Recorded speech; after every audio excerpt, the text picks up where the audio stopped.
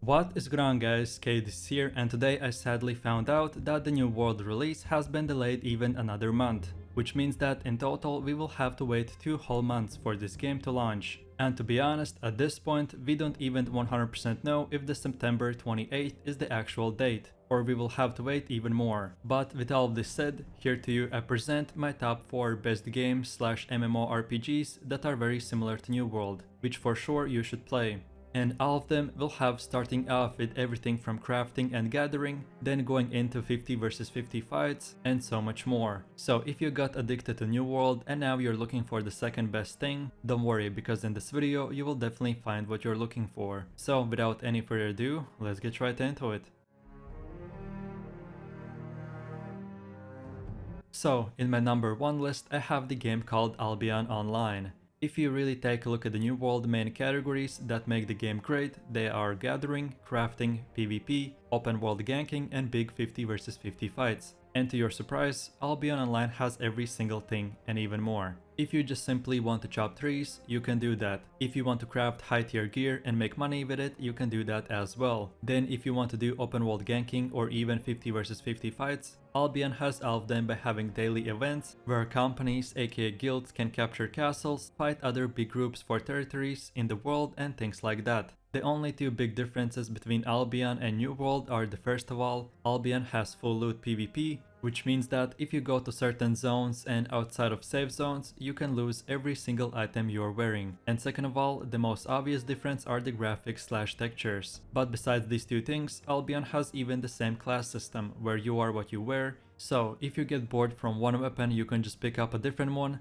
level that one up and do whatever you want. One thing for sure is that no game is 100% great and with no faults, but if you're looking for MMORPG that resembles New World almost 90%, then this is it for you. And on top of all this, Albion Online has even the flagging system. So if you just simply don't want to fight, you don't flag up and do your own gathering, but if you're a PvP player, you flag up and go fight other players. But in any case, if you really can't get over the losing your item aspect, you can easily only play in safe zones where there's no PvP, or when you die you don't lose any gear but just get down for 2 minutes. So yeah, all in all, Albion Online is even free to play, so for sure check this game out. And let me know in the comments if you have any other suggestions.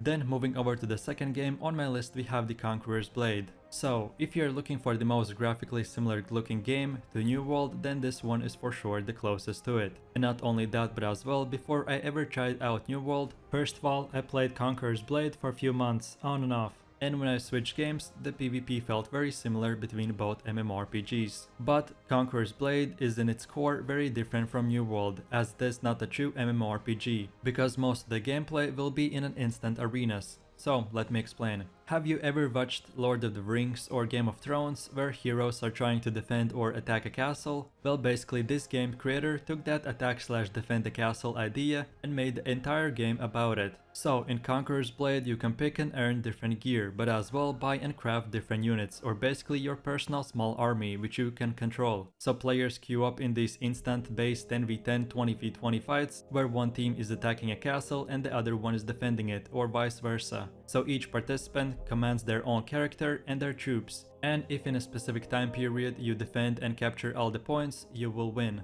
And then of course by winning you get experience, which then you level up your gear, then even you can join different cities and factions and move all around the world. So all in all, if you did really enjoy the war aspect in New World where there was 50 versus 50, then this game is basically built around this concept and you will enjoy it for sure. And thank me later, because this game is free to play as well on Steam. So by watching this video, you got already 2 free to play games that right from the start will satisfy your New World needs.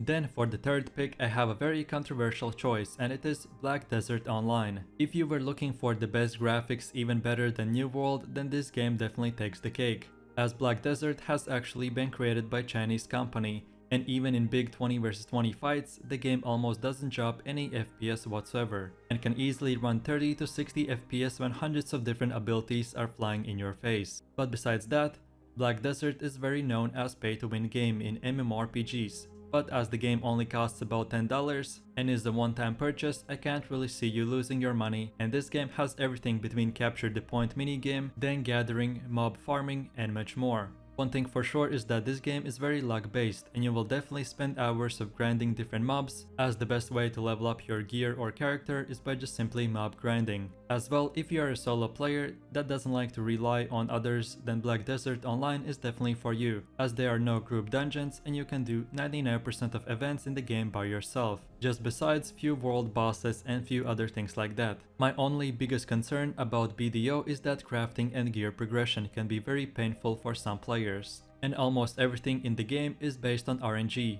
aka the luck factor. So you may grind mobs or craft gear for hours and get the same thing as a player just doing it for a few minutes. As I haven't played Black Desert Online as much as the other previous two games, I won't go in as much detail, but all that you need to know is that this game has a lot more abilities than New World, and their classes are locked, so you will have to level up different classes if you ever want to switch your weapon and the abilities. And of course, lastly, the game itself is a lot faster and more flashy than New World's 3 spell fighting. And on top of all this, Black Desert Online doesn't have any fast travel, so if you want to go anywhere in the map you will have to walk, but maybe that is exactly I think you enjoy about New World, so I just wanted to mention it. But yeah, all in all, if you think that BDO is a good fit for you, for sure you can't go wrong with spending just $10 and try the game out.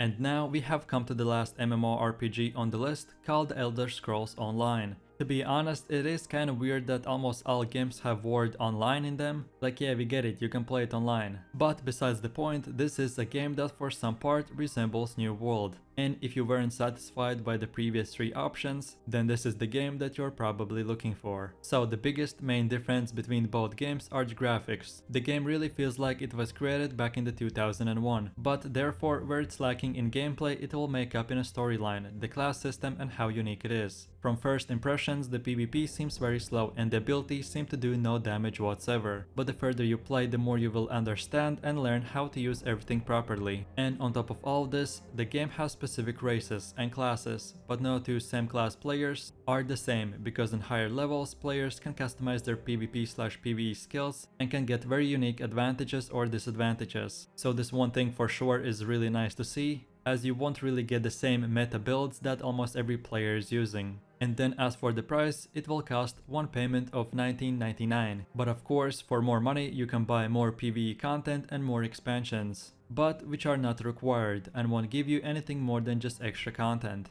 Elder Scrolls Online has been out for a few years now and has a medium-sized community, but very stable with decent numbers of concurrent players online, as there is only one server for the entire game. So if you feel like this is really the game for you, then for sure spend $20 and you will get your money's worth of gameplay. And that's about it. I really do appreciate everyone for watching, guys, and I hope you enjoyed it. If you have any suggestions, feedback or different MMORPGs that you would recommend to play while waiting for New World, then leave them in the comment section down below. And while you're doing that, please click like, subscribe and enable that notification bell, so this way you could support the channel and you won't miss any more amazing content from me. With all of this said, you have an amazing day and I will catch you in my next video. So take it easy, peace. Yo, I ain't here